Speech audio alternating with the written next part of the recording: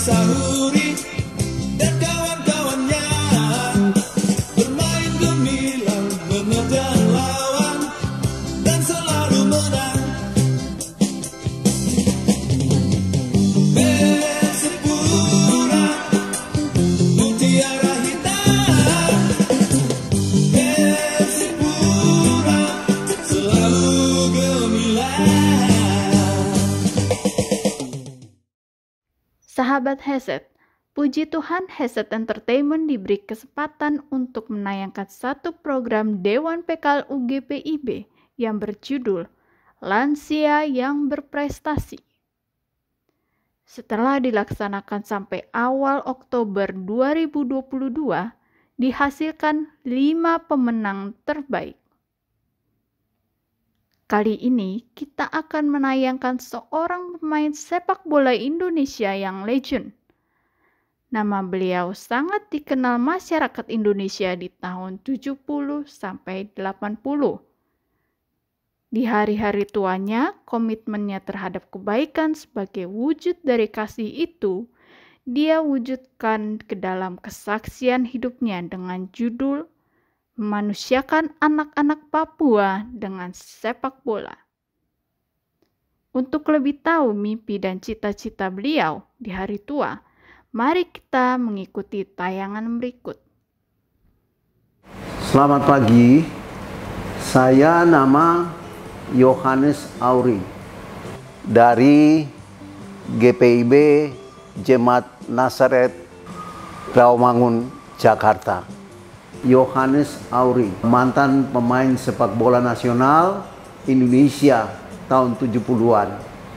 Saya mempunyai seorang istri namanya Wilhelmina Amalia Giri dan kedua putra, Leo Auri yang saat ini bekerja di Freeport. Yang kedua, Immanuel Dwi Putra yang saat ini berada di Amerika, bekerja di sana juga. Saya dalam keluarga juga, saya punya menantu yang kerja juga di PT Freeport. Saya punya menantu yang buat saya sebagai anak putri. Saya sering pakai putri. Kalau dia pergi, kalau sudah malam, kadang-kadang saya SMS ada di mana. Nah itu jadi buat saya memang sampai sekarang mereka belum dikaruniakan anak. Tapi saya bangga punya mantu seperti itu. Dan saya terus berdoa sama Tuhan supaya Tuhan bisa mengaruniakan anak buat mereka dalam rumah tangga mereka. Dia sangat perhatian dengan saya dan istri saya. Jadi seperti itu. Menantu saya namanya Caroline Tobing.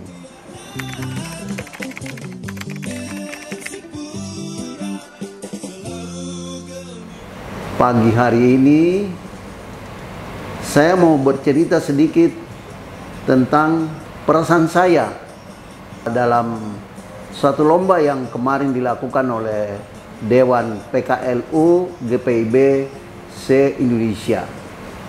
Kebetulan saya mendapat nilai juga yang baik sehingga pagi hari ini saya didatangi untuk diwawancarai.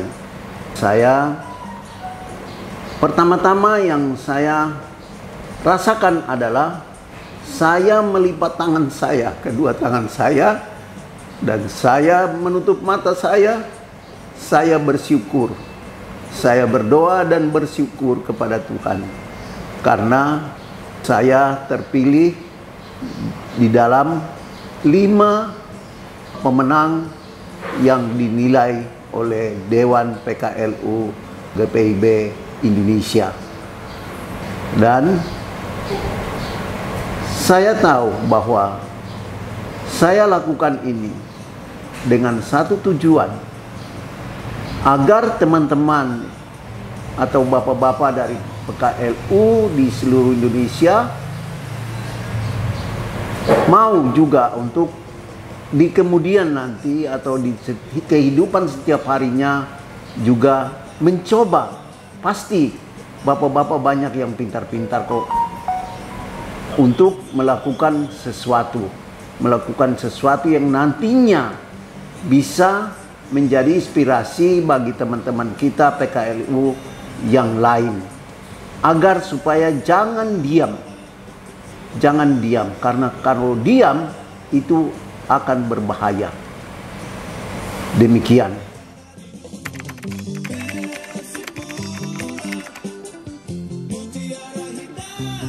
Jadi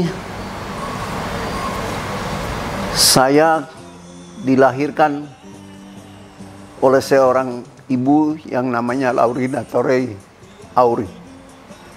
Saya ditakdirkan Tuhan untuk menjadi seorang pemain sepak bola. Saya bertumbuh besar dan saya terus melakukan kegiatan itu, juga sekolah dan yang lain-lain. Sehingga saya besar. Kemudian saya terpilih masuk dalam Perseman Manokwari sebagai pemain sepak bola. Dari Perseman Manokwari saya beranjak ke Persipura Jayapura. Dari Persipura Jayapura saya terpilih lagi masuk di dalam skuad Garuda Indonesia, yaitu PSSI, Persatuan Sepak Bola Indonesia. Lama saya bergulat di situ, bahkan saya punya prestasi makin hari makin lama makin tambah. Saya tahu bahwa itu semua dari Tuhan. Tuhan memberikan kepada saya. Ketika saya bermain, saya tetap berdoa, meminta pertolongan dari Tuhan untuk membuat saya jadi hebat. Dan itu semua terjawab di setiap saat saya bermain. Dan saya pun juga terpilih dari antara beberapa teman untuk kami boleh pergi ke Eropa, untuk keliling Eropa untuk belajar sepak bola di sana. Dan itu sangat membanggakan saya, karena di antara teman-teman ada seorang putra orang Kristen yang boleh mendapat kesempatan untuk pergi belajar sepak bola di negeri yang sudah maju tentang sepak bolanya. Nah, itulah membuat saya bangga.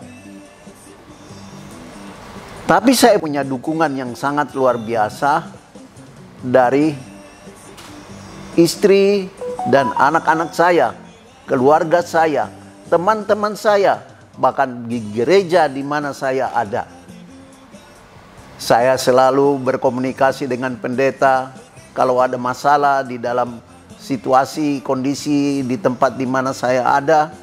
Saya minta supaya saya bicara dengan pendeta dan pendeta boleh berdoa dengan saya. Ya, itulah membuat saya selalu kuat. Saya merasa kuat, mampu untuk melakukan banyak hal. Saya lewat sepak bola, saya mendapat pekerjaan yang sangat luar biasa, yang banyak orang mencari kesempatan untuk datang ke sana, yaitu di Pertamina. Saya diterima bekerja karena saya pintar main sepak bola. Tetapi saya juga tidak memanfaatkan itu secara begitu saja. Saya belajar, saya sekolah, sampai saya teruskan kuliah saya, sampai saya bisa berhasil. Saya alumni pertama Emputan Tular Jakarta. Kemudian karena kerja saya pindah ke Jayapura dan saya selesai di Jayapura sebagai alumni 2005. Saya ujian dan saya wisuda di Universitas Cendrawasih Jayapura. Nah, itu semua menjadi kebanggaan buat saya dan kebanggaan buat anak Tuhan bahwa dituntun dan dipimpin oleh Tuhan, semuanya berjalan sampai selesai. Bahkan saya mendapat setiap waktu ada saya dengan pimpinan-pimpinan di kantor, bahkan di sepak bola, itu semua mereka sangat baik sama saya. Tetapi saya tidak salah mempergunakan itu semua. Tetapi saya mempergunakan semua itu untuk bertambah dan bertambah dan bertambah dan bertambah dan bertambah. Dalam pekerjaan saya kira tempat yang saya dapat di pekerjaan, banyak orang yang mencari itu. Tetapi teman-teman saya yang sudah senior, banyak yang tidak sampai di sana. Tetapi saya pelan-pelan sampai masuk di tempat itu. Sehingga saya boleh bangga menjadi anak Tuhan. Karena saya dituntun dan saya dipimpin sampai semua apa yang saya lakukan berhasil. Bahkan saya selalu katakan buat istri dan anak-anak saya, ketika kamu mau melangkah keluar dari rumah ini, lipat tangan dan berdoa, minta pemeliharaan, penjagaan daripada Tuhan, supaya kamu pergi dan kamu akan masuk kembali ke dalam rumah ini dengan selamat. Sehingga itu menjadi suatu kebiasaan buat saya. Ketika saya mau keluar dari rumah, jika saya belum berdoa, maka saya tidak akan keluar dari rumah, melangkah keluar. Tapi ketika waktu saya punya mobil, saya akan berhenti di jalan sebentar untuk saya berdoa. Karena saya yakin dengan doa itu Tuhan pasti menuntun saya, memimpin saya dalam kegiatan aktivitas saya. Terus saya juga mau sampaikan bahwa saya hidup di 3 orang tua. Pertama, orang tua kandung saya, orang yang hidup di gereja. Kedua, mertua saya, Papa Mama, Papa Sam, Mama Ana, juga hidup di gereja. Ketiga, orang tua angkat saya, yang begitu berperan juga buat saya. Sekalipun mereka berbeda agama dengan saya, Muslim, tetapi mereka selalu mengingatkan saya, ketika melakukan apapun, jangan lupa berdoa. Saya juga sempat jadi anak menteng. Saya tinggal di Diponegoro nomor 1. Tapi semua itu saya tidak menyombongkan itu, tetapi saya selalu menjaga supaya semua itu boleh berjalan dengan baik. Dan saya yakin dengan tuntunan Tuhan sampai hari ini saya ada seperti ini. Sekalipun kaki saya ada masalah, tetapi saya percaya bahwa kasih Tuhan tidak ada dengan saya, tetapi selalu ada. Dan saat ini saya dalam proses penyembuhan. Dan saya percaya bahwa kasih Tuhan tidak akan pernah berkesudahan.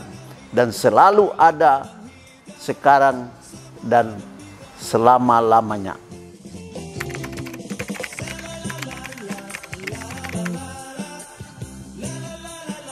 Saya punya cita-cita yang sangat luar biasa.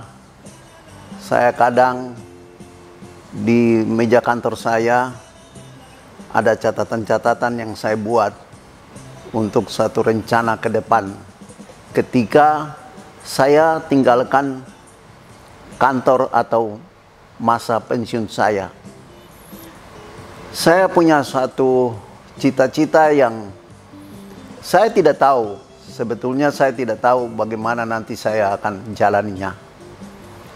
Tapi saya punya satu keyakinan bahwa jika saya membuat sesuatu yang baik, maka kasih Tuhan selalu akan bersama-sama dengan saya. Mendekati saya akan beberapa bulan, saya akan memasuki masa pensiunan. Saya berpikir, saya mau buat apa?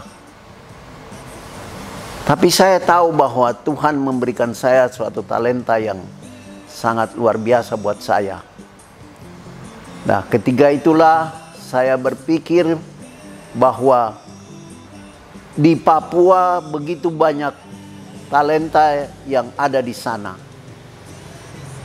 Nah, bagaimana untuk talenta itu bisa saya gali atau saya membuat menjadi satu kenyataan? Nah, pada saat itu saya coba buat oret-oretan. Oret-oretan kecil. Kemudian saya terus mencoba mendekati pensiun, makin mendekati pensiun. Justru saya tertarik dengan itu. Dan makin di dada saya makin mendetak. Tak, tak, tak. Saya berdoa dan saya minta sama Tuhan. Apa artinya? Kemudian saya mendapat satu inspirasi. Bahwa talenta yang ada sama anak-anak Papua di Papua itu saya harus teruskan. Tapi bagaimana? Itu butuh dana, butuh uang. Tapi saya juga sekali lagi saya berpikir, langkah ini saya harus terusin. Dan saya terus melangkah. Walaupun saya tidak tahu nanti dari mana datang bantuan atau pertolongan untuk saya. Saya tidak mau bicara dengan istri saya, dengan anak-anak saya, karena saya tahu apa yang saya buat ini belum punya ujung yang menjanjikan. Tetapi saya terus punya tekad yang sangat luar biasa. Terus di kepala saya terus berdengung untuk apa yang saya rencanakan itu. Nah, ketika saya sudah harus kembali ke Jakarta, saya bilang sama istri saya, kami sudah sampai di rumah ini, belum seperti ini sekarang, masih rumah yang lama. Saya bilang sama istri saya mau ke Papua. Untuk apa? Kan baru pensiun. Saya mau pergi untuk membina anak-anak yang ada di Papua untuk bermain sepak bola. Dan saya harus pergi. Istri saya bilang, kamu di sana nanti bagaimana?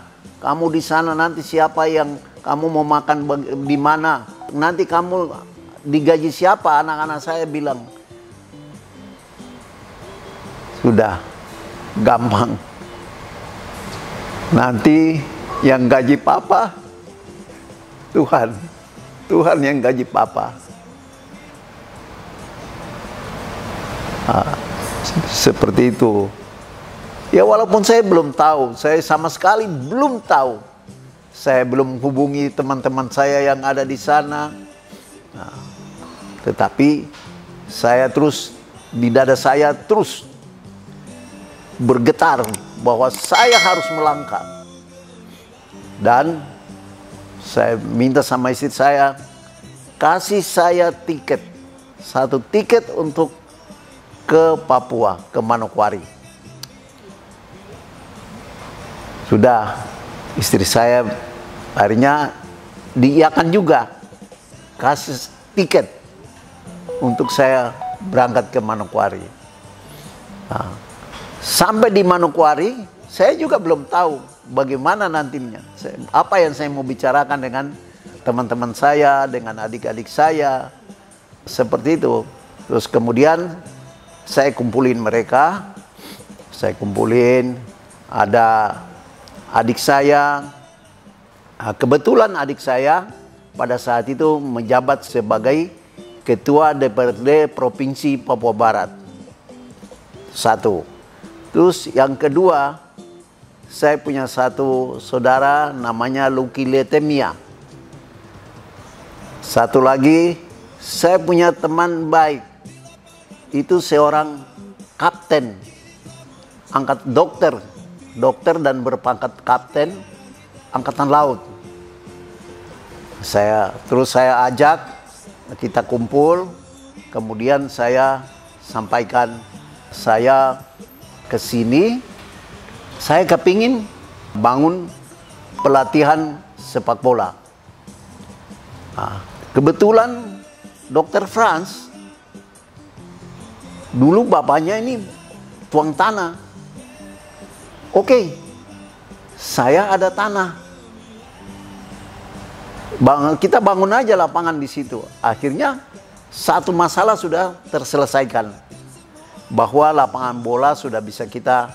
Nah, sekarang kita mau bangun lapangan sepak bola. Dari mana biayanya? Ya, kita kumpul sana, kumpul sini, saya telepon sini, saya telepon sana. Kebetulan saya agak sedikit tahu bisa golf. Nah, saya kumpul-kumpul dengan komunitas saya yang golf. Saya punya rencana ini, tapi saya akan ke Papua. Nah, ya udah, berangkat aja. Nah, berawal dari komunitas saya ini, pada saat itu terjadi satu bencana di Wasior, kebetulan di kampung saya sendiri. Wasior banjir Bandan. Nah, mulai dari situ. Nah, akhirnya sudah kamu berangkat aja. Nah, komunitas golf ini sudah oke. Nah, saya sudah, bahkan ada beberapa bahan-bahan yang mereka sudah kasih ke saya untuk, saya bilang kalau barang-barang saya bawa ini akan mahal. Nah, bagaimana uang yang sudah dikumpulkan saya pegang aja. Ya udah, uang yang sudah dikumpulkan oleh teman-teman ini ya lumayan juga, cukup banyak. Pada saat itu saya berangkat dengan senang hati karena saya senang karena direspon oleh teman-teman yang ada di sini. Saya sampai di sana, saya gerakin semua keluarga teman-teman saya, dan terjadilah memang kami, bagaimana caranya kita buat saya satu yayasan. Nah, kami buatlah satu yayasan yang namanya Yayasan Kuritapu. Yayasan Kuritapu ini muasalnya itu dari nama moyang saya. Karena cerita dari orang tua saya, moyang saya itu orang yang tidak pernah takut. Orang yang tidak pernah mau kalah. Nah, disitulah membuat saya bertambah semangat bahwa ada permulaan awal yang membuat saya menjadi kuat. Berarti, nah sampai sekarang saya bilang sama adik-adik saya, kamu tidak pernah jadi nomor 2. Kamu selalu akan nomor 1. Tapi bagaimana? Belajar. Nah, seperti itu. Jadi semangat itu terus berkembang di saya sampai dengan hari ini. Sampai dengan hari ini, bahkan ke beberapa petinggi di GPIB, saya sudah ceritakan juga kerinduan saya. Saya pernah berkunjung ke satu negara di Asia, di Korea, dan di sana saya lihat bahwa ada satu klub yang namanya Haleluya. Haleluya, dia tidak latihan berarti mereka berdoa. Kalau mereka tidak berdoa berarti mereka ada di lapangan. Nah, saya punya kerinduan, saya pulang itu saya punya satu kerinduan bahwa alangkah kalau ada orang yang mau mendanai saya mau buat salah satu klub yang namanya Haleluya. Nah, seperti itu. Bahkan mereka pernah ke Indonesia dan mengajak saya ke Australia. Tetapi karena pada saat itu PSSI mau ke SEA Games, Pak Bandarsono sebagai ketua umum, tidak, kamu tidak boleh pergi. Kamu harus pergi ke SEA Games. Nah, seperti itu. Jadi pengalaman saya bahkan sampai datang ada satu grup musik yang namanya Black Brothers dari Papua. Kebetulan kakak saya manajernya, dia bicara dengan saya, kami mau buat satu lagu. Ya, boleh saja, tapi lagu itu pakai nama saya. Kalau kamu mau angkat nama kamu musik ini supaya oke, pakai nama saya. Pakailah nama saya yang tercipta lagu Black Brothers yang namanya Persipura selalu gemilang. Itu Yohanes Auri Timo Kapisa, ya itu lagunya. Ya, lagu itu akhirnya bisa terangkat juga Persipura, terangkat juga Black Brothers-nya. Ya, kita juga secara tidak langsung dengan Timo Kapisa itu jadi dikagumi orang di seluruh Indonesia. Jadi seperti itu.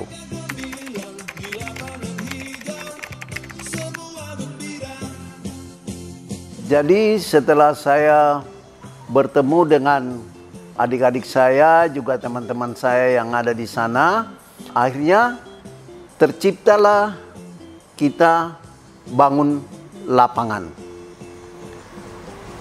Setelah kita bicara tentang, karena ada teman saya yang dokter Franz. Dokter Franz itu, oh saya ada punya tanah. Oke, tanah itu bisa kita pakai, bisa. Bangunlah kami lapangan bola. Jadilah 2 lapangan bola, yaitu satu lapangan bola yang ukurannya 70 kali 100 yang untuk orang dewasa, dan satu lagi 40 kali 20 untuk anak-anak. Nah, dari situlah kami mulai. Kemudian bagaimana supaya anak-anak ini tertampung rapi, supaya mereka bisa mengikuti latihan dengan baik. Nah, bangunlah kami asrama. Kami punya 2 asrama. Satu yang namanya asrama Kuritapu. Itu dengan kapasitas bisa, kalau anak-anak yang usia dini itu bisa tertampung sampai dengan 100 anak bisa tertampung. Nah, kemudian ada satu asrama lagi di dalam lapangan, ada 3 rumah. Di situ juga bisa sampai 50 anak tertampung, bisa. Jadi semua itu tercapai dengan, tapi tidak dengan mudah, dengan susah payah. Bahkan sampai sempat aset-aset di asrama itu, di sana di asrama itu kami bawa ke bank untuk jadi jaminan. Tapi semua itu bisa berjalan dengan baik sampai semua itu bisa beres. Kemudian bagaimana ini kita buat ini pembinaan ini? Oke, begini saja. Saya lemparkan satu pendapat saya bahwa gampangnya sekarang kita bekerja sama dengan sekolah-sekolah. Itu belum terpikirkan bahwa akademi sepak bola. Tapi kami awalnya adalah bekerja sama dengan sekolah-sekolah. Jadi semua sekolah-sekolah yang ada di Manokwari itu saya datangi secara khusus. Saya bicara dengan kepala sekolah, saya bicara dengan guru-guru yang ada di situ. Saya punya keinginan untuk buat satu pembinaan sepak bola dengan cara yang seperti ini. Jadi anak-anak tetap sekolah, tapi dia bermain sepak bola. Kenapa begitu? Tujuan saya adalah bagaimana saya memanusiakan anak-anak Papua. Karena kalau mereka bermain sepak bola saja, mungkin suatu ketika dia keluar, dia akan tidak tahu mau bikin apa. Tapi kalau dia tetap sekolah,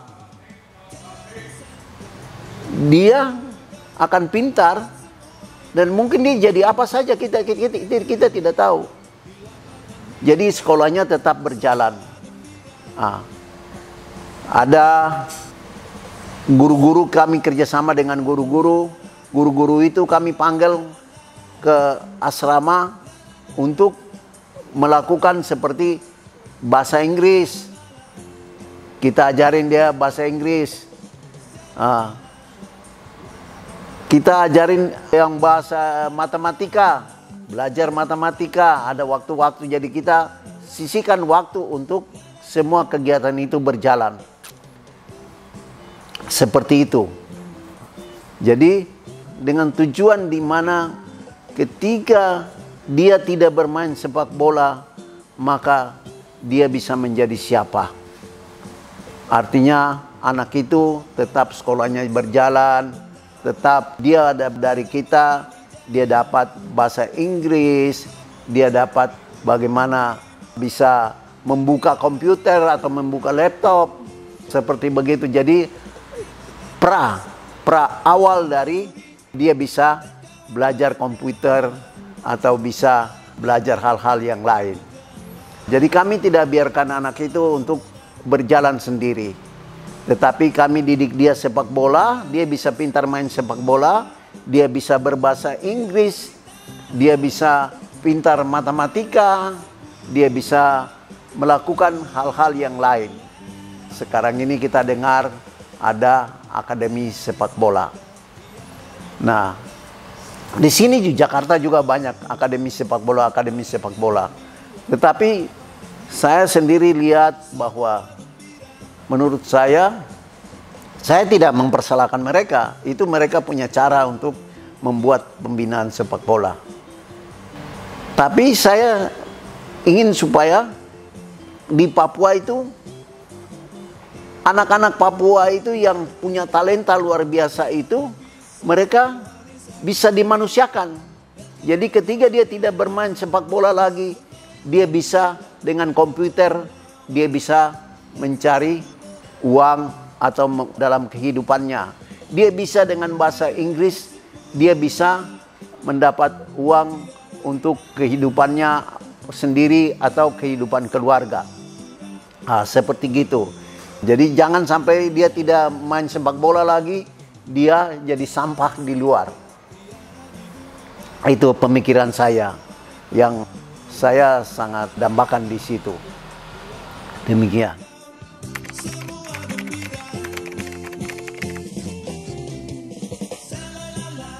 Masuk kepada tanggapan saya mengenai program yang sudah dibuat oleh PKLU GPIB se-Indonesia, buat saya itu sesuatu yang sangat-sangat bagus. Sangat bagus. Kenapa? Kita di hari tua jangan duduk diam. Bahaya. Jadi kita mesti punya aktivitas apa yang bisa kita lakukan. Itu yang kita harus lakukan. Seperti saya juga tidak diam. Saya ada tulis ini, tulis ini, tulis ini, tulis ini, tentang sepak bola, saya kirim ke teman-teman bagaimana ini bisa nggak kita jalanin. Jadi saya buat ide-ide, kemudian saya berikan kepada teman-teman. Nah, ada baiknya, memang saya sebetulnya di kepengurusan PKLU, saya ada masuk di sana. Saya masuk di Germasa.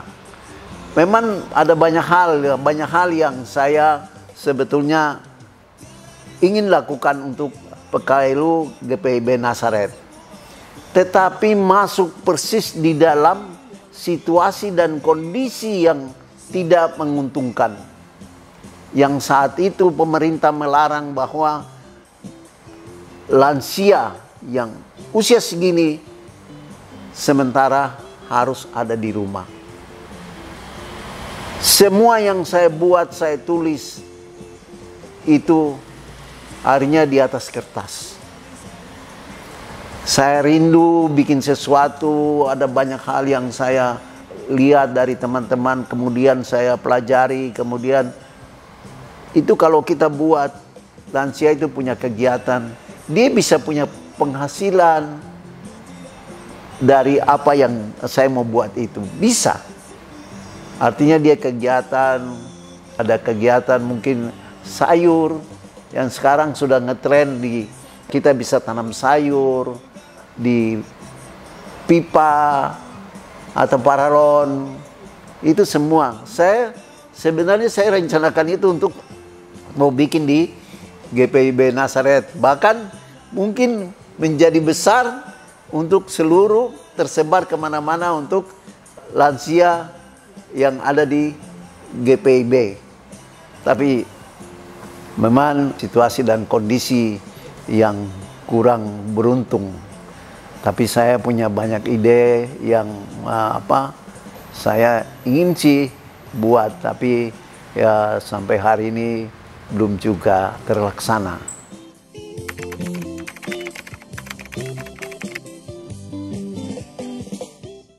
Harapan saya ya untuk PKLU yang ada di seluruh Indonesia jangan berdiam diri, tapi kita berkomunikasi lah.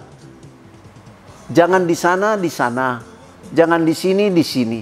Tapi kalau bisa kita berkomunikasi, apa yang kita bisa berbagi kepada teman-teman lain untuk bisa melakukan supaya ada aktivitas seperti itu. Itu yang saya harapkan. Ayo kita berbagi. Ada punya pengalaman apa, dengan apa yang sudah dibuat ini sangat bagus, bisa membuat GPIB, lansia GPIB menjadi besar dan bertumbuh. Seperti gambar logo yang ada selalu kita pakai di dada. Seperti itu. Kita hijau untuk bertumbuh, seperti itu.